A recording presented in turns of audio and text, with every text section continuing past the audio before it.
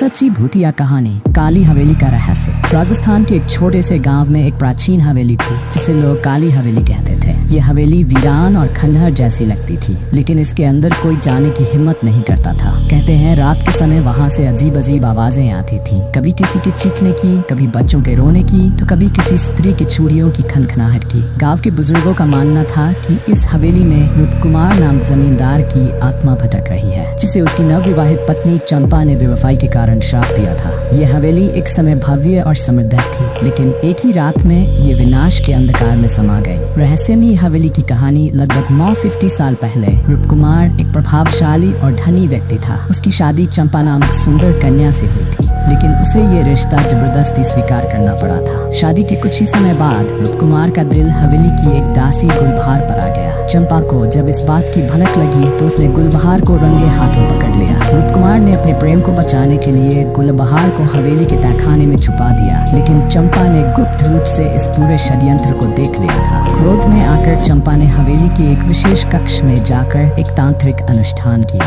कहते हैं उसी रात हवेली में अजीब घटनाएं होने लगी। श्राप और मृत्यु। चंपा ने तंत्र मंत्र के प्रभाव से हवेली को श्राप दिया और कहा, जिसने प्रेम का अपमान किया उसकी आत्मा ऐसी हवेली में भटकती रहेगी। रात के समय हवेली के सभी दरवाजे अपने आप खुलने बंद होने लगे, छत पर किसी के चलने की आवाजें आने लगी और हवेली में अजीब तरह की परछाइयां दिखने लगी। रूपकुमार, जिसने हमेशा तंत्र मंत्र को अंधविश्वास समझा था, उस रात पहली बार डर गया। जैसे ही उसने चंपा को रोकने की कोशिश की, अचानक एक भयंकर आंधी चली और चंपा ने खुद को हवेली के कुएं में गिरा दिया। अगले दिन सुबह गांव वालों ने रूपकुमार और गुलबहार को हवेली के तहखाने में मृत पाया। आज भी गूंजती है हवेली में आवाजें। कहते हैं जो भी इस हवेली में रात के समय गया वह लौटकर कभी नहीं आया। कई बार लोग यहाँ किसी के चलने, फुसफुसाने या अजीब छायाओं को देखने का दावा करते हैं। 2009 में कुछ यूट्यूबर्स ने यहाँ एक वीडियो शूट करने की कोशिश की थी। उनका कहना था कि कैमरे ने रात के समय खुद ही रिकॉर्डिंग बंद कर दी और उनकी टीम के एक सदस्य ने किसी को अपने कंधे पर सांस लेते हुए महसूस किया। क्या है इस भूतिया हवेली का सच? गाँव के बुजुर्गों का मानना है कि रूपकुमार, चंपा और गुलबहार की आत्माएं अभी भी हवेली में है। अगर आपको लगता है कि भूत प्रेत सिर्फ कहानियां हैं, तो आप भी काली हवेली में एक रात बिताकर देख सकते हैं। लेकिन क्या आप हिम्मत करेंगे?